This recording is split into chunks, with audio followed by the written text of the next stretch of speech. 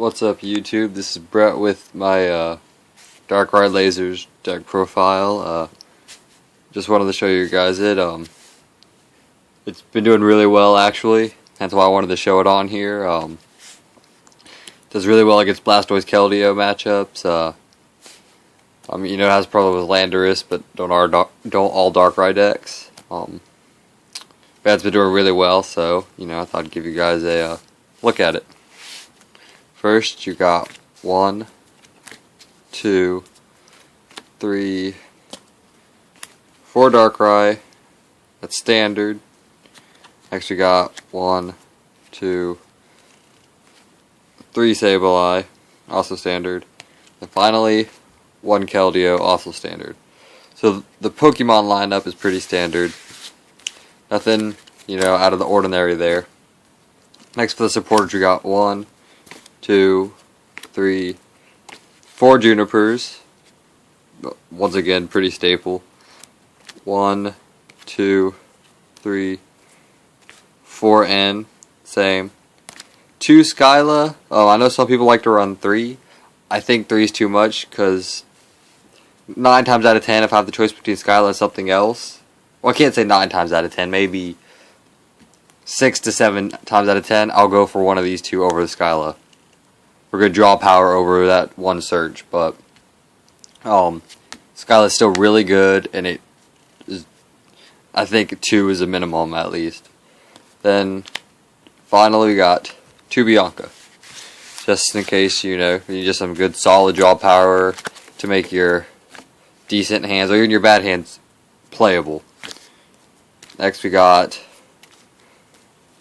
4 Dark Patches, mandatory. 4 Ultra Balls. I was on the fence about this. I know 4 is the standard, but I was testing 3 because I found that 4 sometimes was too much. But there's not too big of a difference to where I regret this decision, and it does help getting those darkness energies in the discard pile. So I'm on the fence about running 4, but for the time being, I am going to run 4. Yeah. 4 energy switches to move those energies around for obvious reasons. 4 catchers because you have to run catcher. Not saying you have to run 4, but 4 just seems to be the magic number 9 times out of 10. Next we got 4 lasers because laser's awesome. It's a Darkrai lasers deck. You need laser.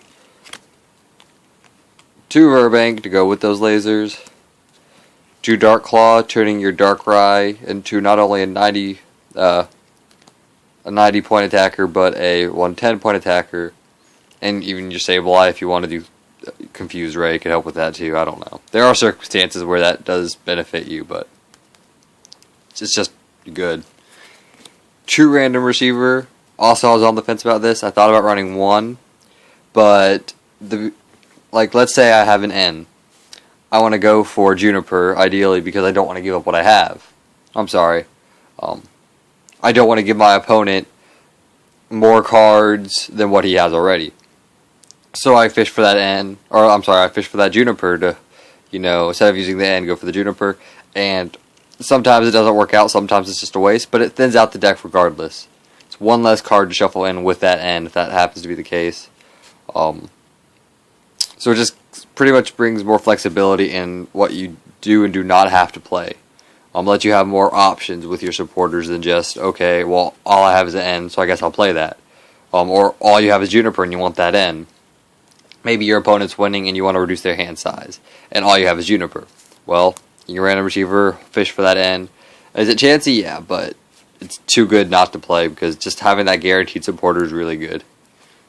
1 Tool Scrapper, mainly for Garbodor decks. Garbodor is good. It's not the best deck, but it's a viable deck, and it's something that needs to be prepared for. Also against mirror matches with other Dark Claws and even Eviolite. Some people still use Eviolites, so Tool Scrapper just 1. I really don't think you need more than 1. And if you really need to, you can junk hunt for it again. And then for my A-Spec, Dowsing Machine. Why not computer search? Well, I tested computer search, and I just found this to be viable more often than not. With computer search, I mean, early game, it's remarkable. I mean, no A-spec card or card in general could be as good to you early game as computer search, because it gives you exactly what you need, whatever it may be. But sometimes what you need is not in your deck. Sometimes something's prized, or let's say you need, or let's say, you know, all you need is a 5th catcher to win the game, which of course you can't. You got Dowsing Machine. Or you can even reuse a supporter to, you know, just help you out tremendously. The only time this is bad is in your opening hand. But after that, this thing can just work wonders. It's given me turn 2 Darkrai just so many times, and it just lets you recycle all of this. Everything I just went through. Tool Scrapper, Random Receiver, Energy Switch, Dark Patch, Ultra Ball, Laser, anything. Skyla, Bianca, Juniper, and whatever. Let you recycle all of it and use it. So, like I said, opening hand, it's terrible. It's, like, computer search is great opening hand. This is not. But most circumstances, I prefer this, at least in this deck, over that computer search. And then, a lot of trainers. I'm just going to put those over there.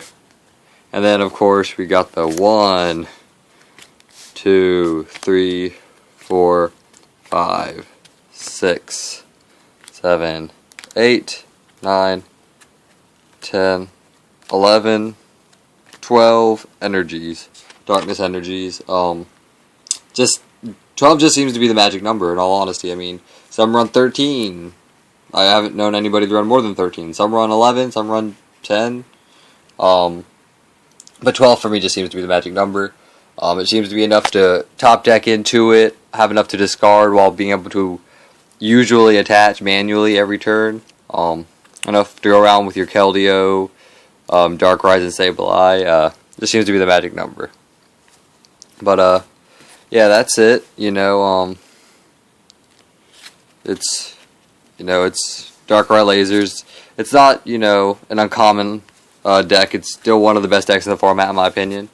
It has some bad matchups, but every deck has a bad matchup, you know. This is what it is. But like I said, it's been testing really well. Like I said, it has a great Blastoise Keldeo matchup. Although there's no reason it should. It just has a good, solid Blastoise Keldeo matchup. It has won against Landorus decks. I'll say that much. Is it an uphill battle? Yes, but it's not a, you know, instant game loss. It's done wonders for me. If you guys want to, feel free to test it out on your own. It's fun. It's consistent. It's one of the most consistent decks in the format, in my opinion, besides Landorus, Mewtwo, Tornadus. But yeah, only time will tell when Plasma Freeze comes out. I pre-ordered a box. I'm waiting for that to come in. I mean, only time will tell how much that set will change this deck. It's still one of the best decks in the format, though, I believe. And, I mean, Plasma Freeze will change things. There's no doubt in my mind that Plasma Freeze will change the format. The question is, how will it change Darkrai? And I guess only time will tell with that. But yeah, that's all for now. Comment, rate, subscribe. You know, like I said, test it out.